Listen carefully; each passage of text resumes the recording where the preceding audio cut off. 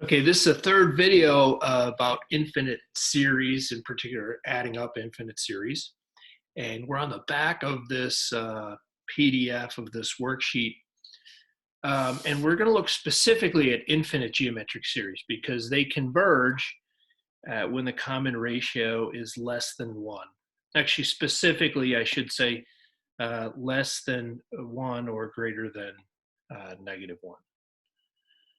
So for example, number 4, we know that's a geometric series because it's really an exponential function. The variable is up top as an exponent.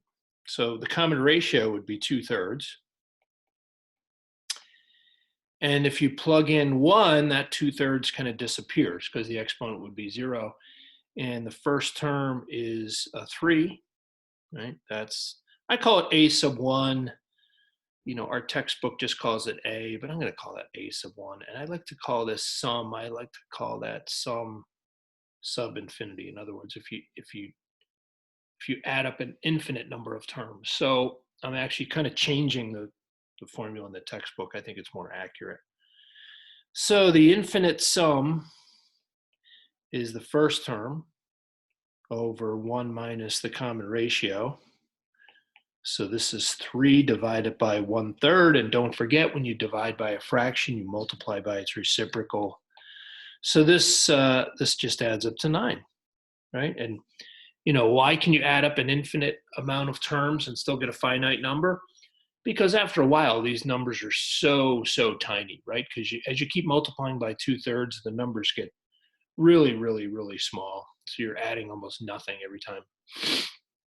Number 5, we just got to figure out what the common ratio is. It's pretty obvious that we start with 5. That's the first term. And then, hey, what do you multiply 5 by to get 0.2? Well, you know, that would be my common ratio. I guess you could do this. You could say 5 times what is 0.2. Of course, 0.2 is just 1/5.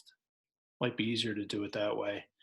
And then to get the common ratio, I would divide by 5. So it's just 1/25. You knew it was small because you could see how small the numbers are getting as you move from left to right. I don't know if this is easier as a decimal or a fraction. Of course, you can make that 0.04, whatever works for you. But the infinite sum is the first term over 1 minus 1/25. Right, so that would be 5 over 24/25. So this would be what, 5 times 25 over 24, so 125 over 24. So that's a fraction. If I divide it out, I'm going to get about 5.21.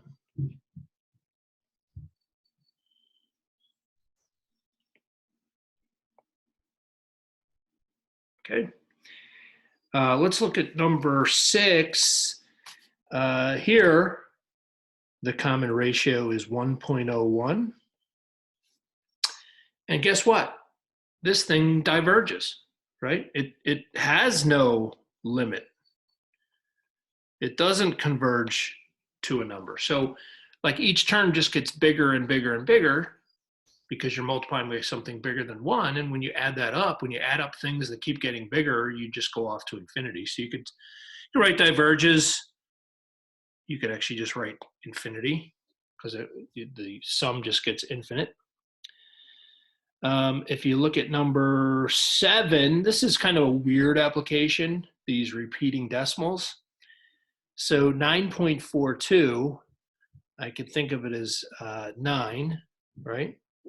0.42 plus 0.0042 plus 0.000042. That's a strange way to look at it, but that's kind of what is going on here, right?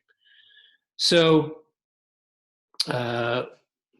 you know, what's going on here? I have, I could really think of this as a 9, and I keep multiplying each term by 1 over 1,000. So I would take the 9 and treat that separately, right? And I can think of the first term as 0.42, and then each successive term, I'm moving the decimal to the left, so I'm multiplying by 0.01. So if I add up all of that, the infinite sum is the first term over 1 minus 0.01. So it's 0.42 over 0.99, which is, of course, 42/99. And I think 3 goes into both of those, right? 3 into 42, 14 times.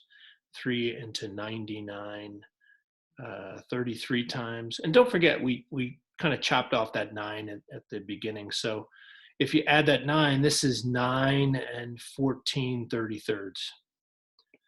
So it's kind of a way to, just a weird way, you could take these infinite decimals and turn them back into fractions. Okay, we'll have one more video for that last word problem.